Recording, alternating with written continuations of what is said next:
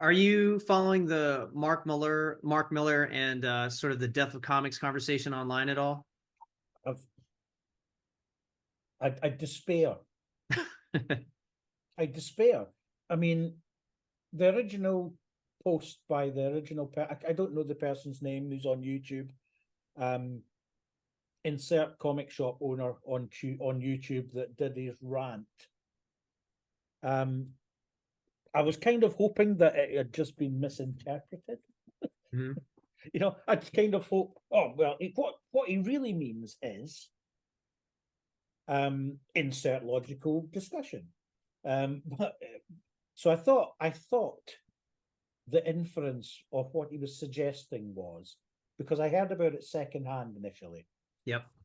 that he thought that people were investing too much of themselves in the characters, and certain characters who have got a long history have a set group of behaviors, just like a normal human would have, that they wouldn't suddenly do something completely out of character, and that's just discordant and strange. Now, to a certain extent, I would agree with that. If I've been X person for the last 75 years, I wouldn't, without any preamble or reasoning or lead up, just completely do something entirely out of character for no reason. So if I wouldn't do it and a normal human wouldn't do it, why should a comic book character do it? So I thought that was kind of the vibe, but it Yep. wasn't.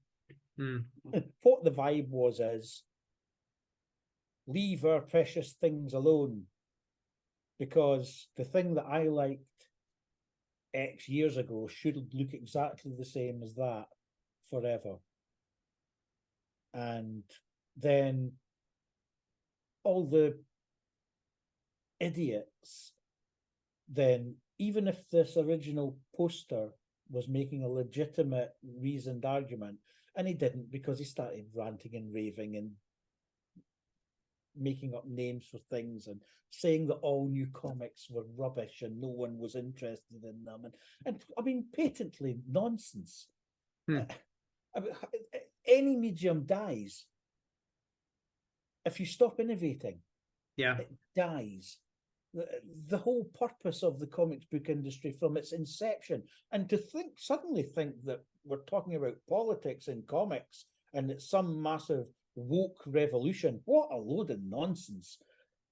People have been talking about politics since the very first comic book hit the newsstands. It's Yep. been the main topic of everything is politics. Did you read the X-Men? Did you not get it? Yeah. I mean, what a load of nonsense.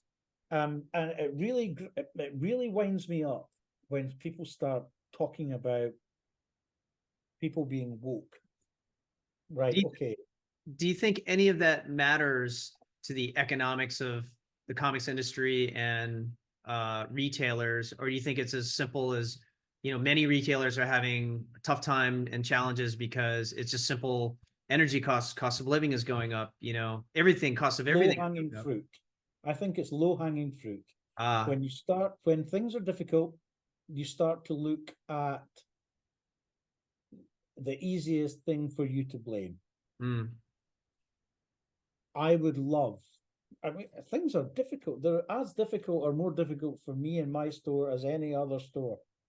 Um, if I could point to a single thing and say, if that changed, our lives would change, then I would be delighted if I could do that.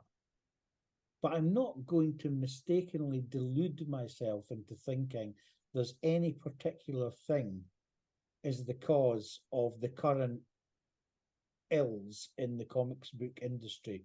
The current ills in the comic book industry are not just exclusive to the comics book industry. They're across all industries. Are there terrible stories out there? I'm absolutely certain there are, just as I'm equally as certain that there are magnificent stories out there. Were there great stories in the 50s, 60s, 70s, 80s, and 90s and 2000s? Definitely. Has the quota of good quality to bad quality shifted? I doubt it. I think it's probably been the same forever. There will always be great, there will always be okay, and there will always be terrible. This current hobby horse of terrible is anything new, innovative, challenging, different. It's easy to blame these things. It's easy to pillory people who are doing these things for being experimental with the thing that you find precious. Yeah. You know, I'm not blind to the fact that some of this anger is based on being deeply, deeply passionate about a particular character or genre. Of course.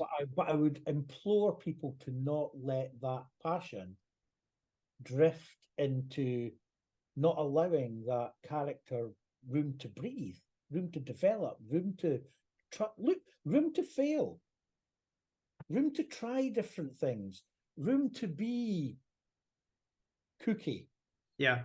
or out of character. You know, new writers and established writers, new artists and established artists, massive publishers and new publishers just starting out, they cannot stand still.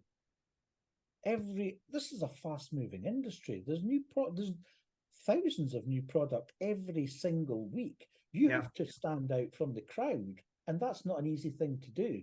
And even Batman, and even Amazing Spider-Man, and even Superman, there has to be an evolution there. It's not as if the comic industry isn't good at rolling back and pretending it didn't happen. It's only happened once or twice. I mean, if you don't like it, just wait 6 months. It's not happened. Yeah. So let people do the different thing. And yes, if it's not for you, just in the same way as it's always been, if a particular writer or a particular artist goes on to a long-running series, you might not just chime with that artist's style.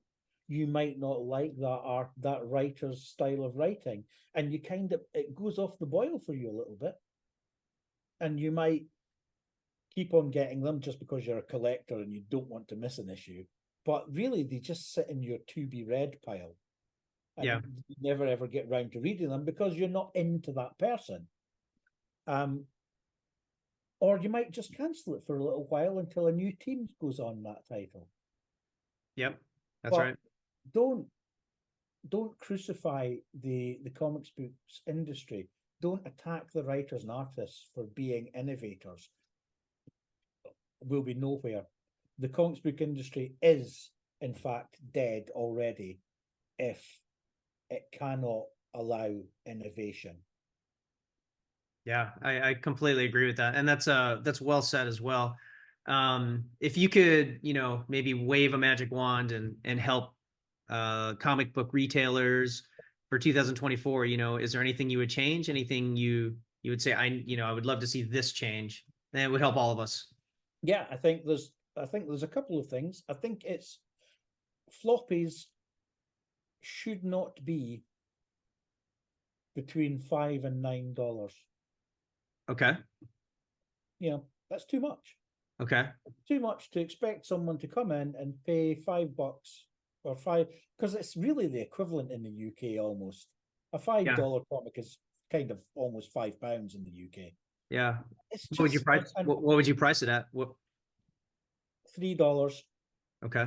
You know what? And if that means a slight reduction in the quality of the card stock they use for the covers, great.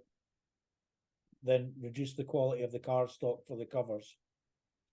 If that means that there has to be difficult decisions made by major publishers on characters who are legacy characters, but really they don't have a readership, then perhaps economies of scale mean that those have to not be published right now until you find a really innovative, interesting story to tell with those characters. A crossover. I mean, crossovers have always been and always will be a marketing campaign. Yeah. We call them crossovers. They're not crossovers. They're marketing campaigns. That is what they are. There is no reason for Blue Beetle to suddenly appear in a story with Batman tangentially in one frame of one page, and for that to become part of a major summer event, right? Look, nobody's going to buy Blue Beetle. Give it up. So Shots fired at Blue Beetle. I like it. there has to be difficult decisions made. It's a low margin industry, and the margin for the major publishers must be wafer thin. I can't imagine how much money they're making on a single issue of a floppy, but it won't be very much. There cannot be a lot of money in that. Yeah. So yeah, I do think some titles are going to have a hiatus. I think that is reasonable to have a hiatus. Yeah, you may not be alone with that idea. So we're getting, this is a fantastic conversation. I want to ask you one more question and then we can wrap this up. Like I said, I want to be aware of your time. I want to end on an optimistic note. This has been amazing. 2024, it's right around the corner, just a couple of weeks, couple of days, really. What do you have to look forward to in 2024? Is there anything you want to try? What's the silver lining on the horizon with all of this? There's always something else. There's always something that you used to do that you've forgotten about, that you think, why on earth did we stop doing that? We replaced it with something else that didn't work. But what we're going to do is we're going to up our community engagement next year. I think that we haven't taken our eye off the ball with community engagement, but we've used the lack of space in our physical location as a reason or an excuse for not engaging with people outside of the normal business hours as much as we used to. So that's definitely going to be something that changes. The thing that we cannot speak of, right? Yes. may also be a thing that's happening. Yeah, that would be wonderful. We're going to be engaging people more directly via our communication channels. So we're going to be putting together a monthly newsletter that's going to identify particular things that are coming up in the next few months that people may be interested in. And we're also going to be doing more Facebook videos. So new release videos, rather than just showing people pictures and giving a synopsis. We're going to get out there and we're going to chat about it. Yeah. I'm going to try and persuade Sinead that that she is definitely the person to do that rather than me. Okay. I think the face of the store needs to not be a 50-something man with a beard and specs, a balding comic shop owner with beard. Insert generic comic shop owner. Yeah, we've never seen that before with a comic shop owner. Absolutely not. You would never pick me out of a lineup of comic shop owners. So yeah, I think that it would be lovely if the face of the shop was Sinead, because she really is the driving force behind the shop. She's the one with her finger on all the new up and coming artists and writers, all the new stories that are worth reading. She really knows her stuff much more than I do, and much more than Louise does. So yeah, I think that will help the store as well. And really, we're hoping for a slightly better economic situation generally, which would go to helping everyone we know. Yeah. We know if we are suffering as a store, and therefore suffering as individuals, so is everyone else. And irrespective of where you start from, having less than you used to is unpleasant.